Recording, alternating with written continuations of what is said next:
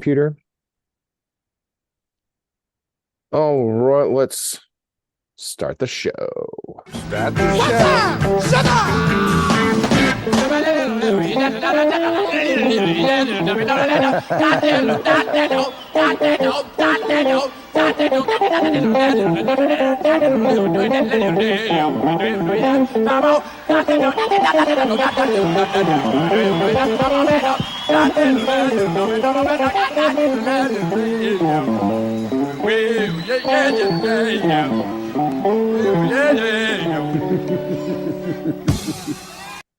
All right, welcome to the show. Nice opener. Yeah, babies. Talking about babies every day. Was that Funkadelic? Was that It was Sugarfoot. I don't even know who it was. The guitar player's okay? name Sugarfoot. Okay. Sugarfoot. Sugarfoot. Flup your flup. You got to say that with the A, not the R. Um, The sugar. Sugar. Okay. Sugar. So how's it been, man? Oh, just fine. How about you? Oh yeah, I'm good, man. I'm good. I feel like I've been, I don't know, man. I don't know. Do you ever feel this way? Like, I don't know, just sometimes I just have this underlying like terror or something that I can successfully keep away from me, just in terms of like, I don't know. Like I guess it's the pain of knowledge or something, Mm-hmm. and I guess recently I've been trying to work on, I don't know, I think one of the highest things I want to try to get to is that I sometimes I can, if like you go to a funeral and then, if someone died and you hear like, oh, the same old story, like they lived their life so well and they were a great person and they didn't take things for granted. And then you're like, shit, like life is speeding by. Let me, like, I want to like embrace things, suck the marrow out of the life kind of thing. And maybe you can do it for like a day or two, but then you just go back to normal, and then whatever, Yeah, maybe months. I have a great thing in here. Where is that? Oh yeah. Where is that? Yeah, hold on. Yeah, here we go. Every few months, I rediscover that drinking 2 liters of water a day, eating whole foods, and walking a lot feels good. But then comes the great forgetting.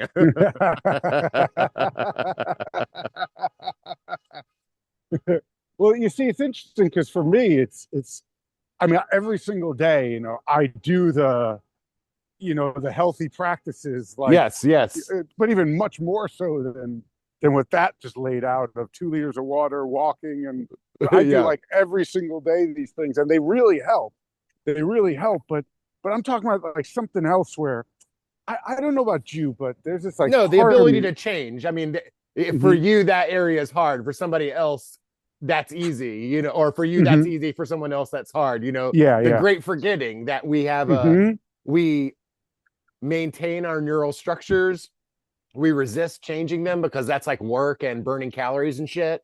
Hmm. So to actually create something that goes into long-term memory such that we do it without really thinking about it, Hmm. i.e. a habit, Yeah, yeah, yeah. you have to hack your system.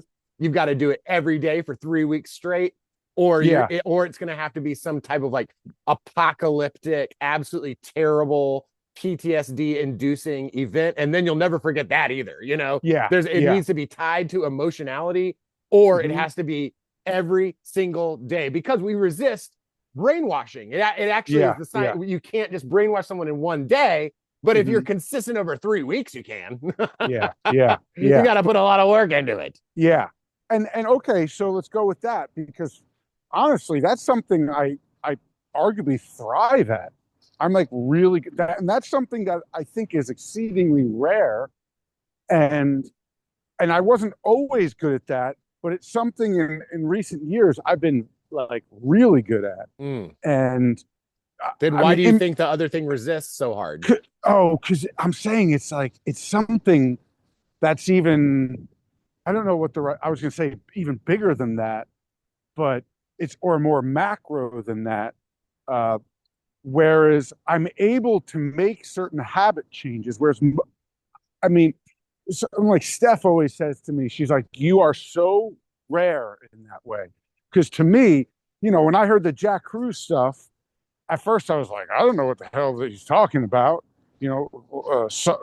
Light, water, magnetism is more important than nutrition and eating healthy food, and all this stuff that I'd spent years learning about functional health, and then to hear him debate Cali Means on Danny Jones' show, and I was at that point a fan of Cali Means, and to go in and be like, what the hell is this guy talking about?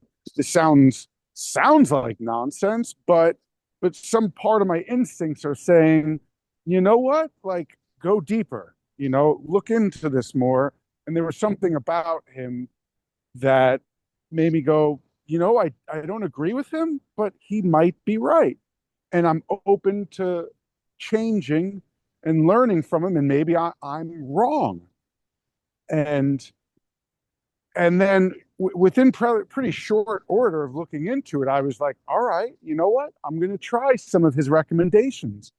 And I just, and waking up for like sunrise was not easy for me. That was like, that's something that, waking up before I naturally get up has been something that I remember as a little kid saying something to myself when I was like in high school or something. I mean, earlier than that, but then in high school again, being like in my head saying, you know what? I hate this feeling so much of having to wake up before I organically am going to do it for what?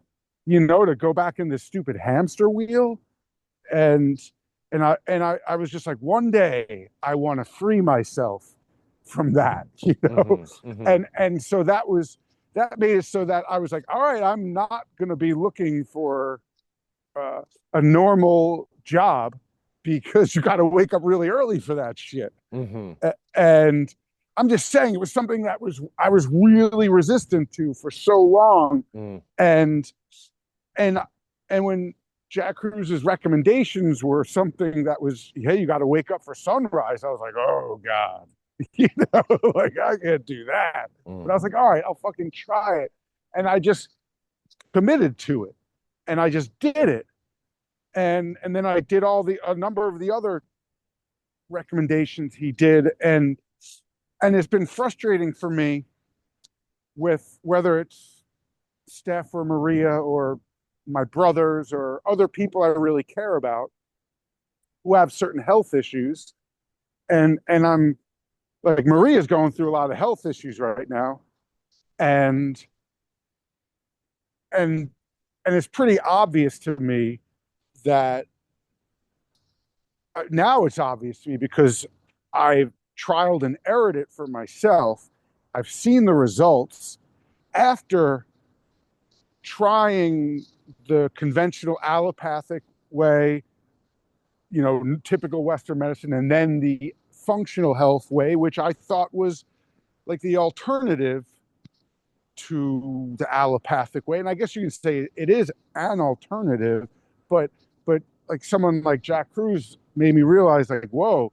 And that the functional health thing helped me, but the Jack Cruz recommendations, it changed my life. It went from, whatever you used to remember when I would just get sick all the time, and I've talked about this before many times with you, I feel like, and yeah, of course. And I'm just, and I'm just saying, like, when you go and you implement those changes and then it just fucking works. Yes. And you're like, holy shit. And then you're like, everyone should be doing this. But of course, not everyone is going to want to do it because, well, for a bunch of reasons. Number one, it's they haven't looked into it, so they probably think it's gobbledygook or woo or not backed by real science, because that's the system we grew up in. That real science, the system of scientism, where it's this bogus, whatever, Rockefeller medicine approach that is like, oh, the only thing that is real is something that takes lots and lots of money to fund testing for. And so only a small few will have those spare millions and millions of dollars lying around, to fund those studies. So there won't be much publications promoting these practices that Jack Kruse talks about, even though the practices he's talking about should make total intuitive sense, because it's ultimately, modernity is killing you. The side effects or the collateral damage of the modernity through non-native EMF, blue light, and a whole bunch of other things is totally destroying your mitochondrial health. And then all these chronic illnesses and diseases are downstream of the mitochondrial dysfunction and breakdown. And that's why, I'm like pre-diabetic, and Jack Kruse, and so allopathic medicine is basically like, you should take insulin. And the functional health is like, you should cut down on carbs and change your eating habits, because you have insulin resistance, and so you need to go about, and there's a spectrum there, ranging from cutting down on carbs to cutting down on the amount of meals, because even if you have meals that don't have carbs, that'll still spike your insulin. And if you're insulin resistant, you basically, your insulin is not functioning or doing what it's supposed to do. And so you have these problems and you get high blood sugar and shit like that. And Jack Kruse is like, well, that is happening because that's all downstream of mitochondrial dysfunction, that your mitochondria is dysfunctioning in certain ways, and your body is becoming insulin resistant as a defense mechanism, because if it doesn't do that, it's like a panic thing that your body's like flashing a warning sign, and you don't know how to fix those things. So you're like, I might as well just reduce my carbs, which makes sense on the face of it. But he's like, go to the source and address the underlying issue, which is the mitochondrial dysfunction. And I've done that. And now, I don't get those illnesses anymore. Mm. And I see Maria struggling with these issues, and some of which I used to struggle from, like, some sort of psoriasis or eczema stuff, which is, autoimmune condition, like the body's attacking itself because something's going on, and it can't quite scratch the itch, so it keeps on scratching, and then you get these things manifest downstream, and she's an acupuncturist, so she's like, I'm into Chinese medicine, so I'm already outside of, or very aware, and a doctor of traditional Chinese medicine. And so she's like, I'm not brainwashed by Western medicine, but she still kind of is, and she's, when I've tried to recommend Jack Kruse's stuff to her, she's basically, maybe I've said this to you before, but she's basically like, fuck that guy. He's such an asshole, a miserable asshole, that I don't want to do anything that asshole recommends. And it's like, all right, I hear that he's a dick and he rubs you wrong. I get that. But that shouldn't necessarily, stop you from doing something that will clearly improve your health. But to wake up that early, and she has a routine, like she wakes up, when she wakes up, she gets excited for her morning coffee, and then whatever, and goes to the bathroom right after that. Like, that's her routine. And then she does some yoga, blah, blah, blah. And I'm like, okay, I hear you, but how about when I'm over, you come with me and do the sunrise routine, and then you have your cup of coffee, and then you do that, And she's like, I don't have the time that you do. And I'm like, well, you could do it for shorter. You don't have to do it as I do for like an hour every morning. I'm like, you can do it for 15 or 20 minutes or whatever, but just like do this, set your circadian clock. This is such a big thing. But she just can't make that change. I mean, I think if she knew with 100% certainty that would change her health, I think maybe she'd go about it differently. And so to some extent, the issue is that she just tunes me out and is just like, what basically says whatever to what I'm saying, which to me is frustrating because I'm like, you've seen that I haven't. I've been with you for over 10 years. You've seen me get the same illness every 1 to 2 months, and you never get it from me. So it's not like I'm catching something. It's just something that's going on. But now in this past year and a half since I've been doing this, I haven't gotten it once. And that doesn't make you scratch your head and be like, you know what? I've seen it work. I'm gonna apply it. And what in her can't make that habit change and do the 3 week thing like you're talking about, so it just becomes a habit. Yeah, because she could shut you up forever. Exactly. That's what I'd say to her. Hey, you could shut me up forever. All right. You do this for 2 weeks or 3 weeks and you don't feel a huge difference or really start to enjoy it or get into it or something. I'll shut my mouth and I will really have appreciated that you tried this new thing. You know what I mean? Like, yeah, it probably won't work, but this will get me to shut up, like something, I'm just thinking this is like everything that I do as a therapist. And and I was gonna say, even if a person knows with 100%, because actually I think people in a lot of cases, the stuff that in the realms or the areas that they're suffering, they do know what they're like, I'm in this relationship with this abusive person. I should really get out. They know that, but they don't do it. We resist change to such an incredible degree because it's part of our internalized beliefs, which is our ego. That is the laws, our likes and dislikes. That is our ego. That is our personality. Not only do we not want to change because then that's inefficient. It takes a lot of work to do that. We have defense mechanisms to keep us from doing that. Yeah. We will defend. Because it's always right. The person in the abusive relationship's like, you don't know him like I do. He's not always like this. I made him do it. I made him beat me. I'm a terrible person. It's my fault. He just couldn't take it anymore. Or I don't know, whatever the thing is, So no, we fight against change, and then doing it one day, right? And so then even if you get the person to decide, okay, I'm going to do it. Now you hit the New Year's Eve resolution problem, which is they'll do it for one day, but then they're like, nah, I'm done. Yeah.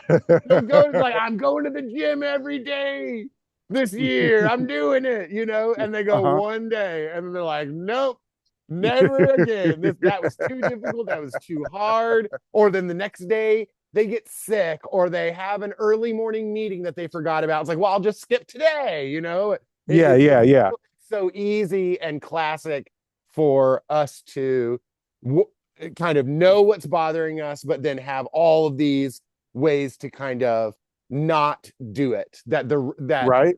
And so, like, absolutely. Right. And I hope she eventually tries it at some point, but typically people have a different suffering level that they have to get to. Humans will change once our backs are up against the wall. Once it's to the point where it's either forced. Flip or fall, we will all of a sudden start doing backflips and shit. It's like, wow, I didn't even know I could do a backflip. It's like, that was to not die. Or whatever the level of suffering. Some people have lower suffering levels. It's like, they get sick one time. They're like, never again. I'm doing this Jack Cruise. I'm going to do every fucking thing every day until I find what fucking works. I'm never getting another splinter in my finger again, And some people have to hold out until it's like to whatever their personal level is. That's what they talk about in Buddhism, that you have to hit a certain suffering level before you want to escape from it. Because if you're not suffering and everything's great, there's no problem. Like, why would I change then? Like, fuck the sunlight, Yeah. I'm 16 years old. Fuck the sunlight, bro. Yeah. I'm living on 4 hours sleep.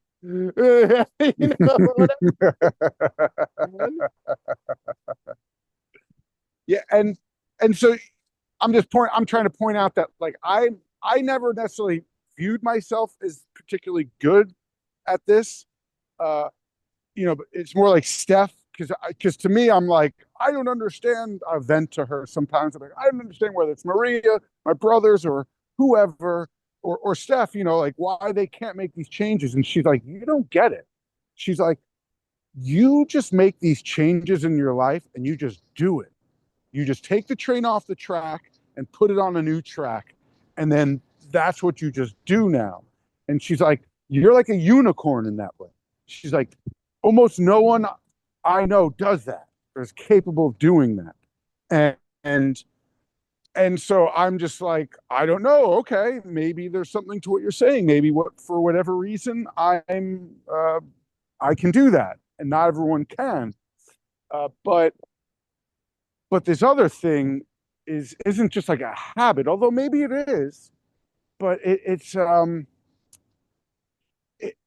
because ever since I was a little kid, I've had this idea that um, like I'm not really alive.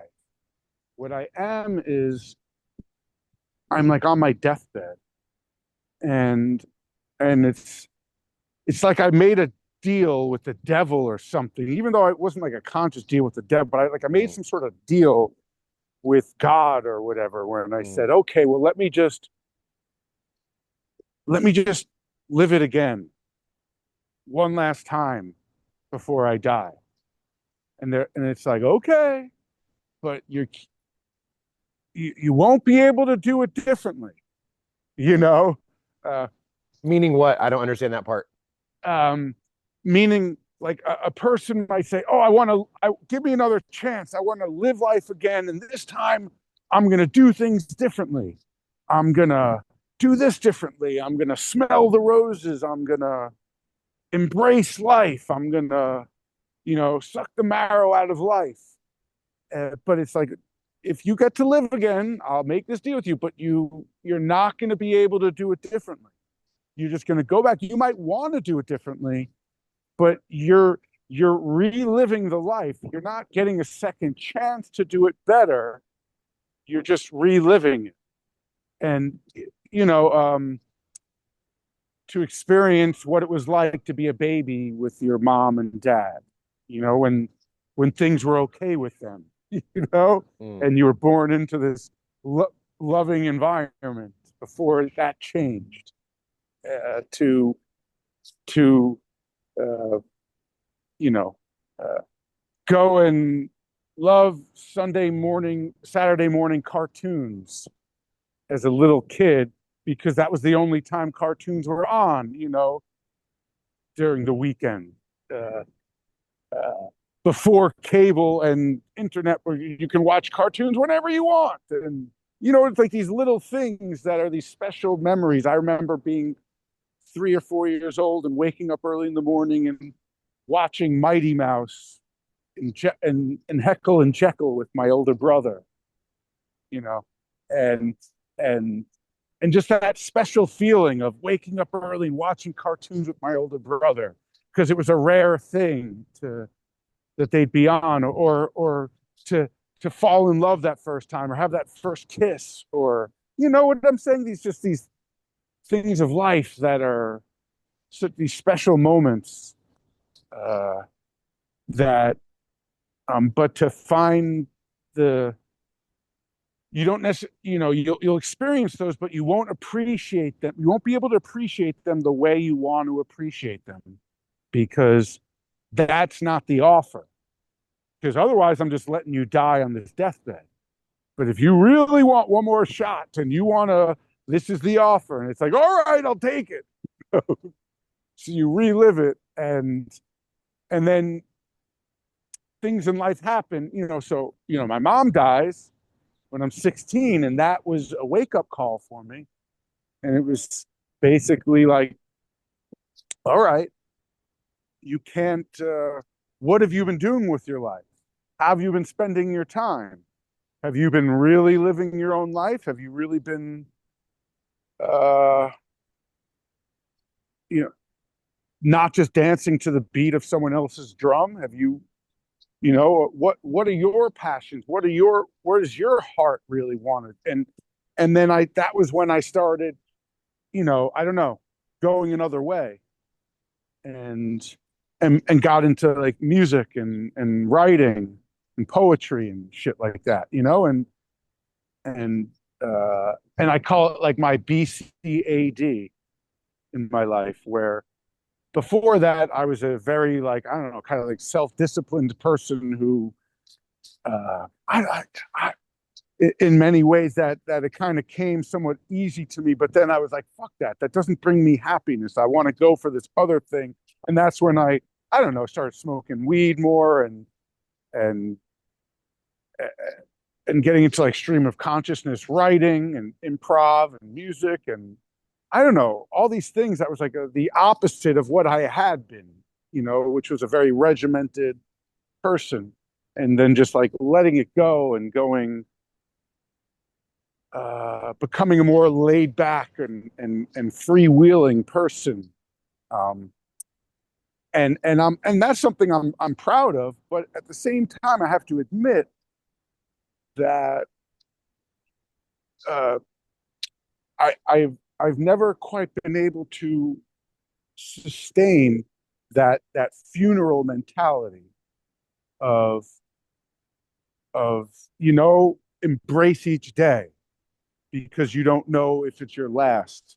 Mm-hmm. And you know, live it like, you know, because if it was our last day on earth, right, we might be just like, fuck it, I'm gonna shoot some heroin, I'm gonna whatever, Mm-hmm. Mm-hmm. go to a high-end prostitute or something, you know, Mm-hmm. Mm-hmm. whatever, I don't know, Mm-hmm. spend time, you know, with my loved ones and whatever, right, these things. But if it was like, all right, you can't bank on that it's gonna, if you lived, unless you've got like billions of dollars, like you can't do that every day. Not to mention, you know, you'll become a heroin addict, you'll get AIDS or whatever, you know, you'll right, so there are logical reasons why we don't live every day like it's our last day. um but to like embrace the small things, find sacred in the everyday Mm. is not an easy, it's an easy thing to say and talk about at a funeral. It's not easy to do after those a couple of days after the funeral, when you're like back to normal. And it's like, are you still finding the sacred in the everyday? Are you really living that way? I'm not saying you know, you never stop and smell the roses, but really, really embracing that and living that, you know, carpe diem in the truest way. It's like I'd be lying if I said I really do that on an everyday basis. You know, I I woke up this morning for the sunrise, and as I was about to get up, and Odin sleeps in bed with us, he like got up and he like kind of half woke up, and I just like Mm-hmm. was like, you know, to get him Mm-hmm. back Mm-hmm. to sleep, because it's like 5:30 or 5:45 in the morning. And so I like shush him back to sleep. And it was like the sweetest thing. He just opened his, when he was like kind of collapsing back to sleep, he just like opened his arms and just hugged me. It was like Mm-hmm. the sweetest hug. It just like melted my heart, you know? Mm-hmm. Mm-hmm. And it was, oh, it was just one of the greatest feelings. It was like one Mm. of those things where in the deal I made with God or the devil or whoever to live it again, and they're like, you can't live it differently. But in a way, what he was trying to say was, it's not going to be easy to do that. So I'm trying to tell you, you're not going to do that, but there are ways to do it, but you're going to have to really dedicate and work towards that, and to to to to walk that walk. And I was in that state, and after he hugged me, I was just in that state where it's just like, oh, everything is all good, you know, it's all right, doesn't matter what's going on in the world, it's like everything is all good, you know. And Mm-hmm. things were things were great. And then maybe like 2 hours later, Steph was cooking breakfast for him. She was making a steak, and she like, and I was in the back room, and I come out to like the living room into the kitchen, and it's the whole place is just full of smoke. And I'm like, what the fuck? Like the whole place is, Yeah. and Yeah. and I'm just like, what's going? And I'm like, Steph, don't you smell all this smoke around? And she's like, what? I'm like, yeah, the whole apartment is full of smoke. And she's like, and she was doing something very minimal to try to address it. Uh-huh. Uh-huh. And we're still cooking the steak and burning it. And I was just like, what are you doing? Yeah. And and I guess it just extra frustrates me because while I love her so much, she's just she's on such fucking autopilot. Oh, like the running joke is how you do one thing is how you do everything. Mm. And and like she's just like filling the whole place up with smoke with like, but uh, it's not even like denting her. It's not even like impact. She's like total oblivious to it, and it's just something where I don't know. Like for example, and she's in a constant state of multitask, Right. and I always tell her like, look, and she can't remember anything. And I'm Mm. like, you can in part you can't remember anything because you're in a constant state of multitask. Yeah. So you're never paying full attention to anything. You're never truly in the moment and present. You're just always juggling multiple balls. And, and basically I try to tell her, like, if you spend less, then you won't have to make as much money. And then you can relax more. I'm like telling her, like, work less, you know, relax more. And she's into Buddhism and all that stuff and meditation and wellness, but she doesn't really do it, but she's into it, Mm-hmm. but she doesn't like really do it and I try to get her to do the shit from day to day, but she's just like too busy to do it. And I'm like, your life's going to pass you by. And yeah, you'll have made a bunch of money, but I'm trying to tell you, persuade you to dedicate more to the things that she herself says are more important to her, but she can't help Mm. that. She can't make those changes. To bring it back to the earlier about the habit changing, she just is not that good at that. She struggles with that. And so and for example, she'll just in a very hurried manner just instead of cleaning, she'll just take a bunch of stuff and move it, and including like taking plates and glasses and just basically like sometimes literally just leaving them hanging half off the edge of the counter. Mm-hmm. And I'm just like, just instead of doing this half measure because you're in such a hurry and constantly just move the stuff to where it's supposed to go. Or she would always like lose her keys or her phone or wallet. And then so almost every time or many times she was going out, she'd be like, oh my God, where are my keys? Where's my wallet? Where's Yeah. my phone? And I'm always like, look, just put your phone, your wallet, and your keys in the same place every time so that whenever you have to find them, they'll always be there. And then you won't have to do this like all the time. But in her mind, she's like always in such a hurry and always multitasking. So she rarely would do it. And then I'm like, you think you're cutting a corner or two and saving yourself time, but then it's just a loan because you're taking on that, you cut a quick corner here, but then you're gonna have to spend Yeah. the 20 seconds you saved, you're gonna have to spend 5 to 10 minutes looking for your phone or wallet or keys. So just make these habit changes, it'll make your life so much easier. But it's so hard for her to do it or Well, she hasn't experienced that works. Yeah. She thinks that works. So she'd have to switch to doing something completely opposite to how she's doing now for enough time to see that it actually works better. Yeah. Because our ego wants to win. Everybody has a strategy like at poker or chess or whatever. Everybody has a strategy they think they choose a strategy that they think is gonna help them win. They don't choose one they think is gonna help them lose. They think they're choosing the strategy that's gonna help them win. So the ego resists changing because we think we're like, why would I switch? This is my best guess on how to win. So it's like through hook or by crook, Yeah. or trickery, which is like the Hmm. sorcery way, is you trick Hmm. the person into doing something differently so that they can see it actually works better. Or really, the idea is keep experimenting until you find the thing that actually gets you the result that you want. Until then, Hmm. it's not getting you what you want. How's that working Hmm. for you? Is that, are Yeah. you getting the results that you want? It's the Dr. Phil moment right there.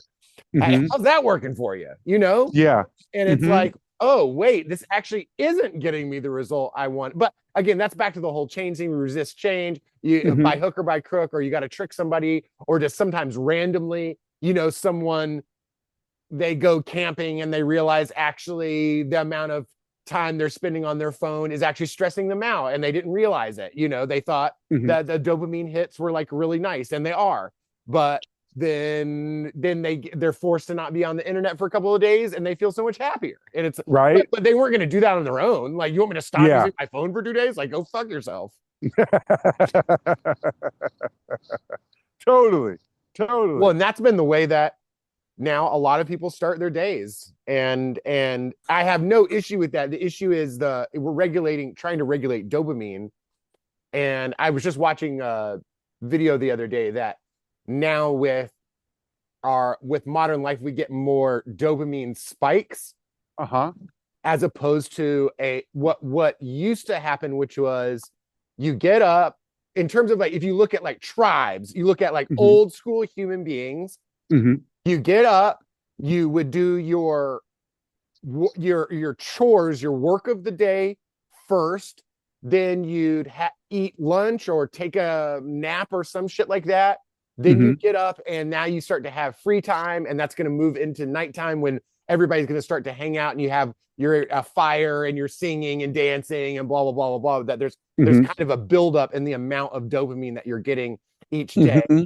as Hmm. opposed to now we're hitting these mega spikes, and then we slam back down again, and Hmm. then we look for a new mega spike, and then we Hmm. slam back down again, and we're used to this up and down pattern as opposed Hmm. to a building throughout the day. Hmm. Hmm. And it's like, Interesting. if you want to get on your phone, if you want to watch stuff, you want to do the kind of artificial dopamine spikes, try to wait towards the end of the freaking day, do the other stuff that isn't going to produce as much dopamine. Well, and see, like, there's things that are non-artificial, like sunlight. Hmm. Sunlight will help you produce all different neurotransmitters, but it's Hmm. not Hmm. but it's not a huge spike. It's not a giant spike. like Yeah, like yeah, some people yeah. get up in the morning, get on their phone, and watch porn right away, Yeah, yeah, and then yeah. boom, it's like the dopamine spike that's off the fucking charts. Like pornography, it's like Hmm. you're gonna hit a dopamine spike off the fucking charts, then you're gonna slam back down, and now you got to like go to work or something, or Yeah, like go to yeah. school now. Yeah, yeah, right. It's like, how about no? How about that sounds terrible? How about I'm going to be miserable and bored? How about Hmm. actually while I'm at work or school, I'm going to try and sneak my phone? How about I keep trying to get those spikes, because we're going to Hmm. want to get back to how good that felt. Right? Right, chasing the dragon. Yeah, and so I think I'm not even sure. I mean, this is where my brain is going. I'm Hmm. wondering if that is what either. Well, see, it's still too new an idea in my head. What What? what I think I can say without Doesn't have to having be to maybe perfect. revise it is that either that is what we call ADHD, Hmm. or that the modern style of dopamine spikes feeds directly into and makes worse what we have identified as ADD or ADHD. Yeah. Well, yeah, I think it's that. I I think that there's in my mind, there's no doubt that iPhones and smartphones and whatever, all this shit, these dopamine hits, these big dopamine, it's ultimately the most successful drug addiction campaign by the best drug dealers the world has ever known. And we're addicted to the dopamine from it. And you'll have to pry that phone out of our cold, dead hands before we give up that source, the direct source to all these huge dopamine hits. Even though that phone and it's, radiation, EMF, and blue light, and the dopamine addiction cycle that it creates in us is totally hurting us and fucking us and killing Well, us. I think that's part of the many benefits of what you're talking about of get up, go get some sun, don't look Mm-hmm. at your phone, don't look at Mm-hmm. porn, don't drink Mm-hmm. coffee, don't do anything that's Mm-hmm. going to artificially spike it. Go and look at the fucking sun and don't do Yeah. anything else, Yeah. you Yeah. know? And you'll get a little dopamine hit from that, but it's Oh, you're trying to elevate your levels. You're trying to elevate your yeah. levels through Yeah. the day. You're trying to make a triangle, Yeah. Uh, the thing going up throughout the day. That would be the goal, as opposed to now we're trapped in, or a lot of people are trapped in spiking it throughout the day, spiking it, spiking it, spiking it, and a on those, roller coaster as opposed to a yes, slow build. exactly, Yeah. exactly. In those Yeah. troughs where we're hitting low, that's when people are like, I can't study, I can't concentrate, Right. I can't, there's because there's no chemical support for it. They're not lying. People aren't Mm-hmm. lying. Yeah. It's like, no, this feels like death. This feels like worse than death. Mm-hmm.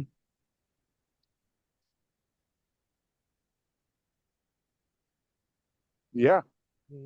It's an Um, addiction. It's an addiction. well, of course, And all of the neurotransmitters, we're addicted to all of them. mm-hmm.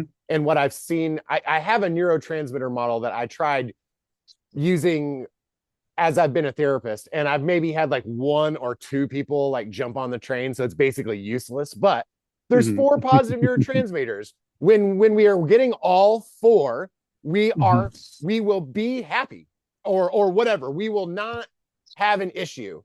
But Mm-hmm. what you find in human beings when I would use that protocol or try using those terms, what you find out is that most people are lacking in one, Mm-hmm. and they won't try and address that. What they'll try and do is get more of the other ones they already know how.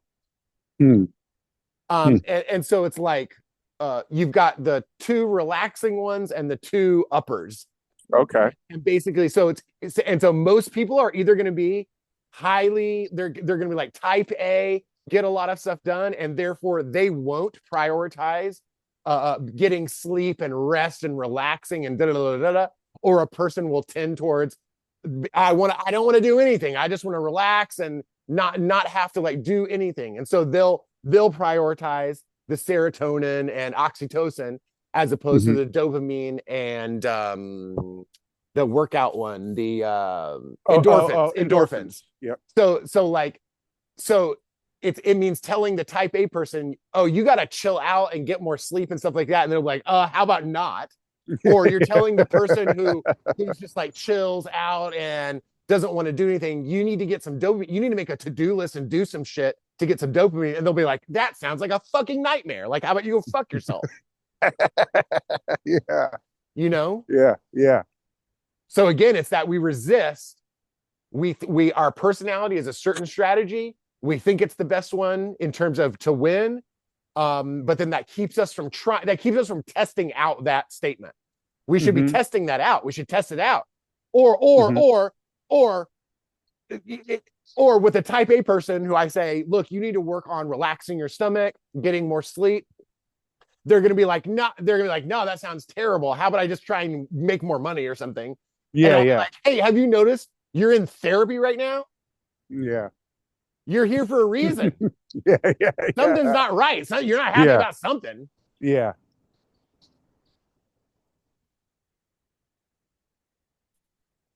And Jack Cruz talks about how the blue light and the phone use or the tech abuse basically makes us low dopamine, and it completely destroys and undermines our natural dopamine processing. Correct. And so this is all like these vicious cycles that feed into each other and then get you trapped in that type of hamster wheel where it's really hard to leave it because it's just what you do every single day. And I still I'm still completely addicted to my phone.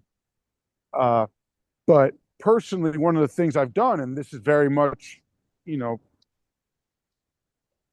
trying to follow Jack Cruz's recommendations, which is I will listen to things on the phone, but and at times look at my phone, but I really have greatly reduced the time I look at my phone. I love So listening to stuff so much. That's just yeah, yeah, it's one of my exactly. favorite things because I think a lot of the content you and I listen is people talking, and so Yeah, yeah, it ends up being yeah. um I mean, and look, maybe I'm making an excuse. I doubt it though. Mhm, I bet listening to a lecture on YouTube, the mhm. amount of dopamine that's going to release versus TikTok for an hour or something, Yeah, it's oh going to be God, yeah, yeah, so much different. Oh yeah, my God. It is a yeah, yeah.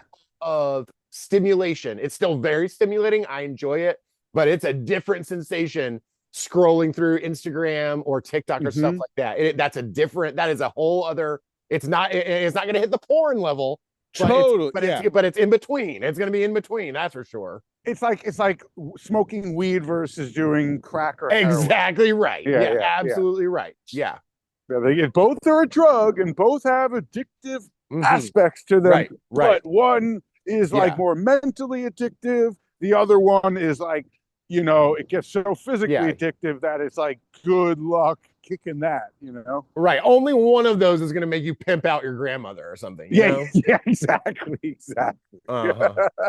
Like that Bob Saget line from you know, have you ever sucked dick for weed? And Dave Chappelle, you know, that Chappelle movie where he's like, no, when he Yeah. goes to like rehab for Yeah. weed. Like, Yeah. wait, you're in rehab for weed? He's like, Yeah. yeah. He's like, dude, get the fuck out of here. You shouldn't Absolutely be right. here. Like, you ever Absolutely suck dick right. for weed? He's like, no. He's like, exactly.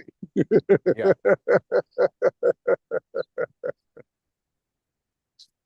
Yeah. You know, and but but to address something you brought up earlier, like I've gotten Steph to put her key in the same place. And so 8 out of 10 times now, she'll put her keys in the same place. And so 8 out of 10 times, she knows where the keys are.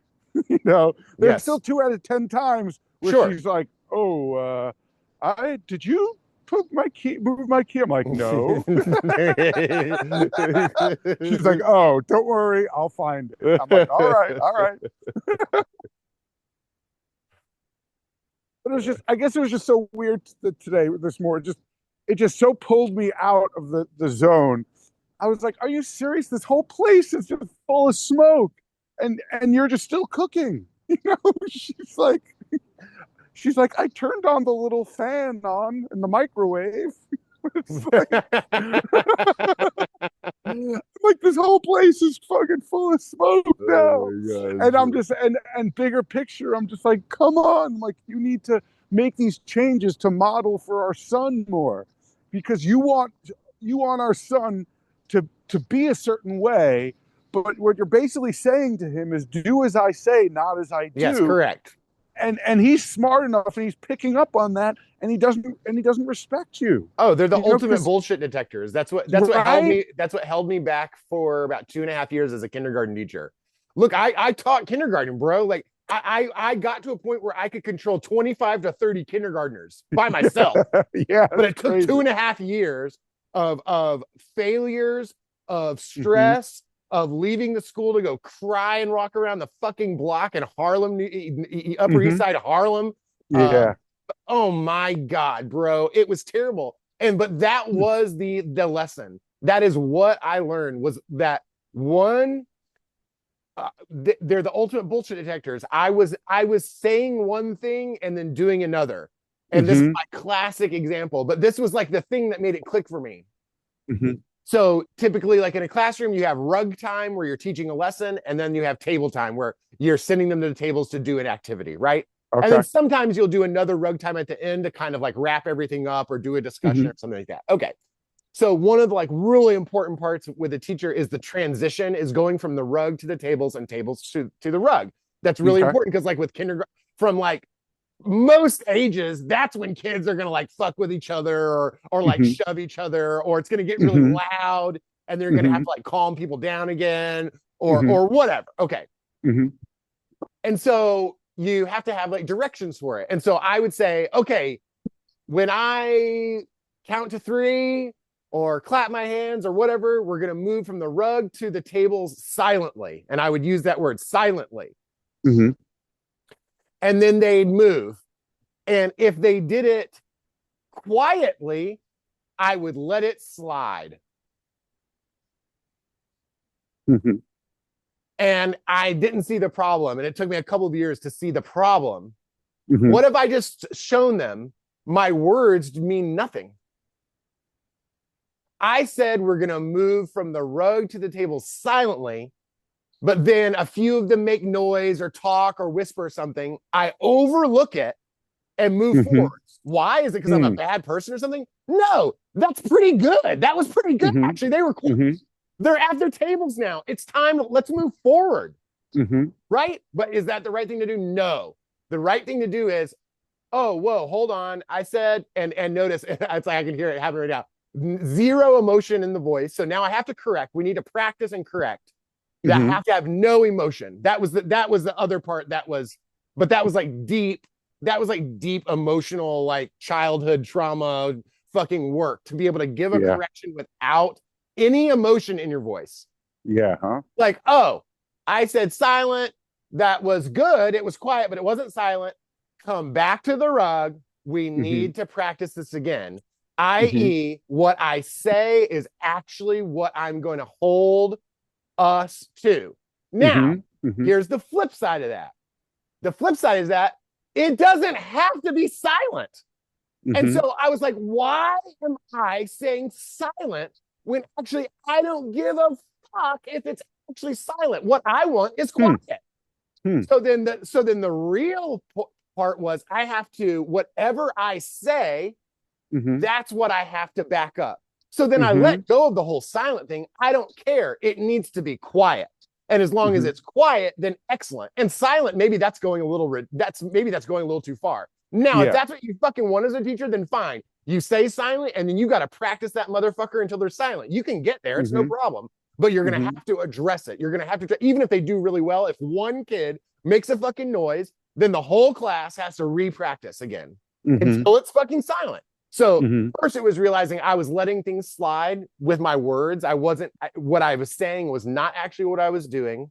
And then the second part was I can choose how I want it to be. You could also be like, we're going to move from the rug to the tables and I want you to be as loud as fucking possible. You know, it doesn't matter. Yeah. Go the other way.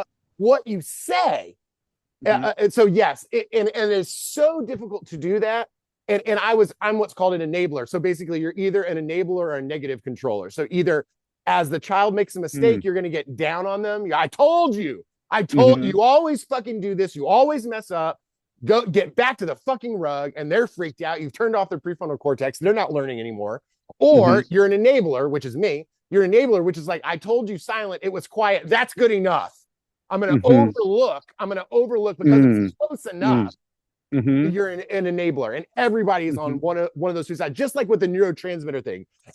Either somebody's on the side of I got to get shit done and the to-do list and dopamine, you know, endorphins, work out, go to work out, endorphins, dopamine, or they're on the other side. I just gonna chill. I need to relax. Oxytocin, eat stuff, sex stuff, oxytocin, serotonin, eating, relaxing, chilling out, whatever. You know, don't get stressed out. Don't do stuff. You know, so we tend to one side or the other, and the solution is you need a little bit of the other side. You need a little bit of the balance, basically. Exactly.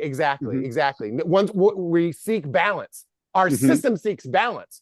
Like being sad all the time, not good. Being happy all the time, not good. You actually want all the emotions. Experiencing all the emotions is actually healthy. That's called balance. Experiencing all the neurotransmitters, that's called healthy.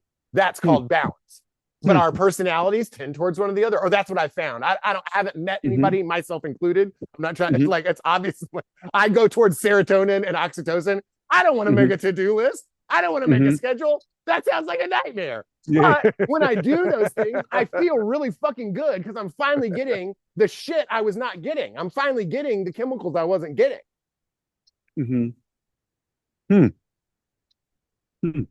I don't even know what the fuck I'm talking about anymore. I just No, like no, I just I launched for a while, man. I don't no, know that was where great. am That I? was I'm just great. realizing where I am. Okay, I'm sitting in my house again. All right, I'm back in my house. Okay, got it.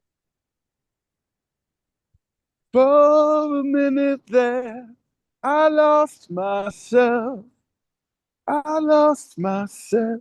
Well, I loved it, dude. I thought that was great, and I think you're totally right that we need balance, and And we that will even the resist it, and we will resist balance. We might Mhm, even know that, and we might even crave it. But then when we may even know the thing that we need to do, but mhm, we will resist it not because we're good or bad, because we are creatures of efficiency. mhm, And that has helped mhm, me so much mhm, not be judgmental of people because I want them to change. I want them to mhm, do the stuff they want. I want them to go after their dreams, but they aren't going to fucking do it. mhm. And the more I push on them to do it, the more they're going to resist, or at least a part of them Resist. is going to Yeah, resist. So it and has to be like, yeah, you. It's fine if you don't do this. Like it's mhm, fine.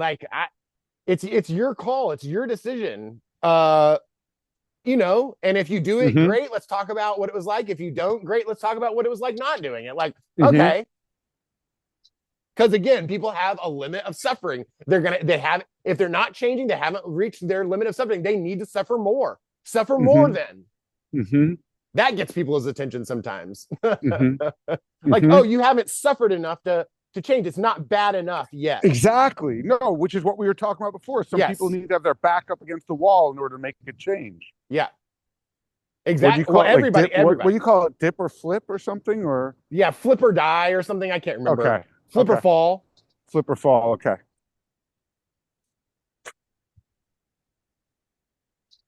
Yeah. Well, necessity is the mother of invention, right? Yes, exactly. And what you resist will persist, right? So if a person pushes something too hard, and that's to bring it back to the Maria thing, I definitely have pushed this Jack Cruz stuff too hard. And I mean, I push everything too hard. That's just me. You know, I'm the wolf, Yeah, no, that's you what I was know? saying. You should flip it and say, hey, I have a question for you. Do you want me to shut the fuck up about Jack Cruz? Okay, here's how I'll do it. Try it for 2 fucking weeks, try it for 3 weeks, whatever you think from your experience or whatever he says is protocol, where they would start to experience the difference or a change or something like that. Just choose Mm-hmm. the minimum. If you'll do that, I'll shut the fuck up, or And something. it's, I don't. mm-hmm. And if that doesn't work, try something else. Right? It's like, okay, Yeah, that didn't motivate them. Okay, fine. I guess we try got to some, suffer more. yeah, which is, I do think, unfortunately, that's what it's going to come to. And I think that, and Maria's very good at tuning me out. And it's almost like an adaptive quality, Well, because we all are, right? We all are. It's the Charlie Brown ability, right? Mhm. Where we can make the other person go wah wah wah wah wah wah wah. Yeah, yeah, Yeah. yeah, yeah, yeah, yeah. And I know there are times where I'm going on, and then I like catch it, and I'm like, right Yeah. now, all that she's hearing from me right now is wah Yeah. wah wah wah. Exactly. And Exactly. then I'm like, but I'm like mid sentence. I So know. I'm still talking, but I'm recognizing this. So I start petering out. And then I'm Yeah. just like, whatever, you don't care. And she's just like, yeah, I don't really care. Yeah. Exactly. Exactly. And it's weird because I was saying to Steph, I'm like, one of the big differences between my relationship with you and my relationship with Maria is that um, both of you will most likely it'll be in one ear and out the other, and you're not going to make any changes accordingly. But Maria will just sit there and hear me out, but will at best be half listening, and more likely just not listening Right. and just looking at me and just being like, I know, she's like, I know Josh for over 10 years. I Right. just need to shut up and let him get it out of his system. And then whenever it's like, are you done? All right. So, and, and whereas Steph, a lot of times I'll bring up something, whatever, something in the world or something going on. I always have these Yeah. takes on things that are, it's not arbitrarily contrarian, but it usually is very much going against what conventional wisdom of our culture and society and corporate propaganda is saying. And and for so long, Steph would react harshly or say like during COVID, it was a real tough one for me and her because it was before COVID, a lot of the stuff where I was saying or where I was coming from, it was like an interesting sideshow. It was like, oh, look at this oddity. Mm-hmm. Like when you go to a freak show or something, you're like, oh, someone who's saying something that goes completely against what the New York Times is saying. And all interesting, but then like Trump comes along and then all of a sudden people are like, wait, you're disagreeing with the New York Times, you're a Trumper. And it's like, whoa, whoa, whoa. I've remained consistent. Like you guys have changed. You guys have become these reactionary, fanatics who are like either you're with us or you're against it. Either you're with us, you're with the terrorists. Like Yeah. like George W. Bush. And I was like, what the fuck is going on here? But then when COVID hit, it because COVID to her, like to most normies, it was like, oh my God, oh my God. And I got, I had that vision and that breakdown, but not because of the virus, but because I'm like, what they're going to do using the virus as an excuse for. And that's what I'm concerned about right now with Iran, with what's going on with Iran, what's going to be coming down the downstream of this whole whatever you want to call it. It's not just a war. This is the next phase of the Great Reset. Just the way COVID was like the foot in the door, where it's like, or like the way 9/11 is like nothing will be the same after this, and you all will accept it because it's going to happen subtly and incrementally for the most part, outside of these jarring changes when we scared the living shit out of you or try our best to. Mm. And then with COVID, it was just like, no, we need to, and especially for me, because I had one night, I'm with Stefan Odin, the next night I'm with Maria. So, and not many people have that type of setup so they're like just with their family or their significant other, and they have a way that works for them. But COVID was extra complicated for me because I had these two different lives going on in a way, and that I had to balance out. And Steph, I guess that Steph had successfully hid or disguised her anxiety disorder from me for a long time, coupled with when we were younger, I think she had less anxiety or it had less of a grip on her. But, as we get older, it gets harder for us to stay flexible and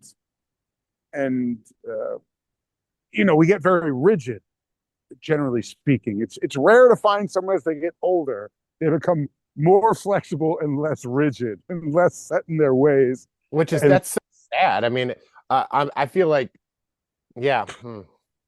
right, I'm not saying there aren't exceptions to the rule. And I think in many ways, like in some ways, I've gotten more rigid, but in other ways, I've like I was saying earlier, I've become really fucking good at making these major changes and major habit changes and just doing it and putting in place. Whereas I wasn't able to do that as well when I was young. Well, and I'd never want to go back in terms of anxiety, depression. I would never want to go back in time. That has only improved for me over time. I remember being a teenager and just my stomach always feeling tight and feeling upset and stuff. That was one of the things that stuck about the very first time I ever smoked pot was my stomach relaxed. I still remember I was we had snuck into this park. We were sitting by, there was like this maintenance shed next to the basketball courts, and we were sitting there. It was the first time I ever smoked pot. And so, and it was really weak. like Mexican pressed Yeah, brown shit or weed. something. I mean, it was green. It was just, but it was mostly like leaf. It was like leaf pressed Yeah, leaf or yeah, whatever. yeah, Anyway, yeah. and so I don't know what's about to happen. And you smoke it, and you're kind of like, are you going to feel any effect? And I remember definitely feeling kind of maybe a sensations in my head or face, but then my stomach relaxed. And it was like Mm. the first time in 10 years or something. You know what I mean? It was like, Yeah, yeah, yeah. or something. I was like, oh my God. It was just such a tremendous Release. experience. And then to realize that I had been all day, every day, tensing and holding in my Yeah. stomach. And it was Hmm. just It released that. made me realize that experience made me realize what was kind of going on. And then it was really kind of a journey for another 10 years plus after that. Hmm. Yeah, to try and figure out how to hack that system, how to hack the my state, my biology. Hmm. Well, that's, the difference between knowledge and wisdom is the ability to apply it. Right. So, you have that wisdom where you were applying that knowledge to actually improve your own life. Or like You know, knowledge, I've heard knowledge is understanding other people and wisdom is understanding yourself. right? Yeah, yeah, yeah, It's like I could see other people and know why they were bugging out, but I didn't know why I was bugging out. yeah, yeah. And weed had a similar effect for me too. It was like, where have you been all my life? Oh my God. Yeah. Like, this is amazing. And not only because it's fun and exciting and you start experiencing things in ways you never have before or thinking in ways you never have before, but it released me in a way that I fell in love with it. And in the past about 2 Octobers ago, I got shingles, and I had to go on some sort of drug, Hmm. and it was weird because I got one of my illnesses, Hmm. um, Hmm. one of the reoccurring illness that hasn't been there for a year and a half, and I I also had like a cold or a flu from someone else too. And then as I was finally getting better from that illness, then the shingles came about. And then so I basically like took like a week off from smoking while I was sick. And then when the shingles came about, I was like, I had to take whatever drug, Valtrex or whatever, pharma drug for it. Which, by the way, that Valtrex like fucked with me so big time. That's why I'm so anti big pharma, and I never take their shit. Like unless it's like a rare, a couple of maybe in December I got like the flu from my dad, and like the first night I just like I woke up at 2 in the morning and couldn't get back to sleep, and then I was like, because I couldn't sleep, I couldn't really get better, and then so I was like, fuck it, I'll fucking, the next night, when I'm going to sleep, I'll fucking take an Advil or something just so that I can sleep Hmm. and then rest and recuperate. I'm just saying, it's a rare occasion like that where I'm like, you know what, I'll take fucking Advil, and on a rare fucking occasion. When I took this Valtrex, totally fucked with me. Like I basically like didn't sleep for almost 2 weeks straight. Maybe like two Jesus. hours a night. And it was like I was going crazy. It was wild. I was having wild visions, and I was having no weed. And it was the first time in probably decades that I took a few weeks off from weed, Mm. and my dreams were insane. They were Yeah. insane Yep. because the It's really the common. weed suppresses my dreams. So when I don't Yep. smoke weed, the dreams just come flying out. Yep. And I was just, it was interesting. I was like crying a lot. I was Mm. crying a lot in a very cathartic way. Mm. I was realizing, And I was ultimately realizing like that I'd been abusing weed for Mm, so long, mm. and it just became obvious. And I was like, and I after a few weeks of not doing any weed, I was like, I think I'm okay without it, but you know, I would like to be able to use weed without abusing it. Of course. And since then, I basically said, okay, my dream had always been for the decades I've been smoking weed is like, you know what? If I could just not do weed during the day Right. and then the evening or nighttime, then I can have The fun with dopamine it. loading again, bro. It's the same Yeah, thing.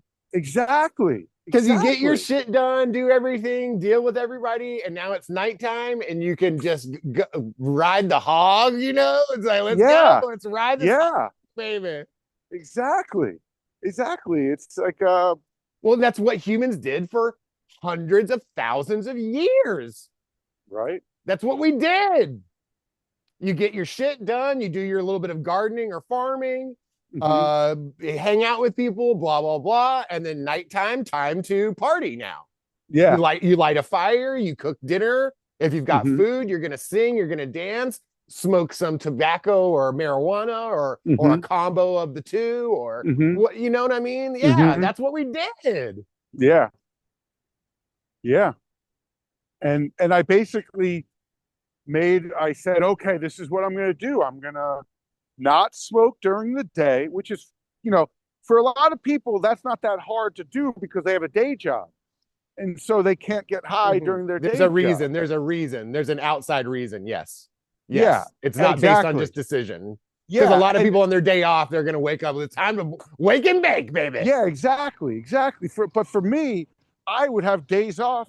And so I would, maybe around noon or something, I would be getting high. And that would be every single day for decades. Yeah. And I was like, the dream had always been, all right, if I can just make it so it's an evening nighttime thing, that is the place I want to be at. And that would be using it and not abusing it. And also it was having some like negative effects on my memory and some of my like psychological organization. I was becoming a little more messy Mm-hmm. in psychologically and forgetting things and Mm, in ways that I was almost like, whatever, I'm not going to stop, mm-hmm. smoking Mm-hmm. weed. So I Mm-hmm. guess this is just gonna, you know, I guess this, it's gonna get weird, but whatever. But when I had this whole shingles thing, I was like, all right, I want to start using it, not abusing it, and I want to get to this place where I'm doing in the night times, and I want to take one day a week off. Like one day a week, I do no weed, and so since then I've done it. I've made that change, and that's my normal now. And at this point, it's just what I do. It's not weird or difficult. I mean, sometimes that one day off could be a little challenging. Sure, of I'm, course. I'm not gonna lie. When that day comes, I have to. And there are clever ways that I've, you know, like especially if if I can go, and then the next thing I know, it's like 8 p.m. and I haven't had any Yeah. weed. Well, yeah. I'm like, you know what? I'm like 5 yards away Yes. from the goal line. Yep. Let me just, I wasn't planning for this to be my day off, but you know what? This should be Yep. my day off. And Exactly. now, boom. Exactly. Yep. And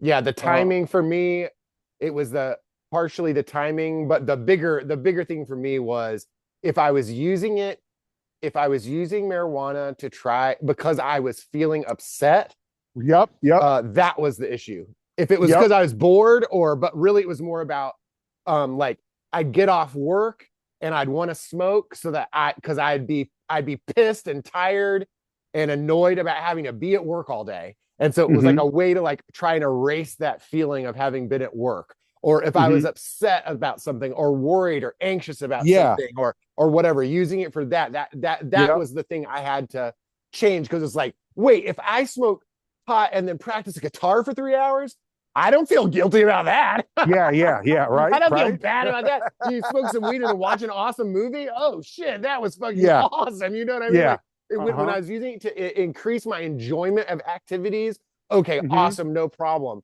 But I was using it so much in response to try and modify negative emotions Yep. because really at that time I had no real methods or ways of getting out those Mm-hmm. emotions. Mm-hmm. So that was my way. Now that didn't get them out; it covers it up, and and, Uh-huh. and they're still Yeah, there yeah, when the yeah. weed wears off. But it fucking Yeah. works. Okay, for Yeah. those few hours or whatever, it fucking works. I couldn't remember whether I'd worked or not. It worked great. Mm-hmm. Yeah, no, as long as you weren't using it to escape, to Mm-hmm. escape the whatever, because that was my rule too, was basically I don't want to be using this stuff, but to escape negative emotions or sadness or whatever. So I almost never used weed to escape in that way. I might have used it Mm. to escape boredom, which you could say, that's kind of a negative emotion that you're using it to escape. But I wasn't using because, oh man, I had such a bad day, or this happened, now I need weed, or, like that was just about never. Because that was always something that was like, no, that will make the abuse and addiction to the next level. Mm-hmm. And I was always, I don't know, my instincts were good on that to not allow that to happen, but I was still just abusing it. And like when I stopped smoking for a few weeks, it was like all these emotions and this crying was coming out because I was like, oh my God, I'm like these emotions have been frozen in me because I've just distracted myself from this shit. And but then it just came pouring out. Oh, Well, let's call it here. okay. It was just awesome. We did Awesome, more man. like we did more like what do we do today, right? It was more like human behavior, looking at our own and other people's behavior and about change, resistance to change, how Yeah. change happens and works. Wow, Hmm. it was really interesting. This was kind of I put up a bunch of the stuff, the images and stuff you had sent that I had sent to you. I try and put a lot of shit up on the screen as we're talking, as you probably realize. And but so I got some of the stuff up that we had shared. There's still a number of things that we hadn't gotten to, so I'll save that window For for next next time. time. Yeah, Yeah. but just No, awesome. yeah, I love how we did this. This is, I don't think we should be one trick pony. I Oh, think, no way. right? Yeah. Yeah. No, I want to show up as Netanyahu and you show up as Trump. You know what I'm saying? Yeah. Your Trump imitation is so fucking good. I have to work on whoever I'm imitating. I got to work on my imitation though, because you'll just crush me. Like, damn. God. Um. uh, Alrighty. Well, I'll see you next time. I'm going to stop the share now and stop the okay. recording. Great time, Boom. man. Awesome Boom. talking to you.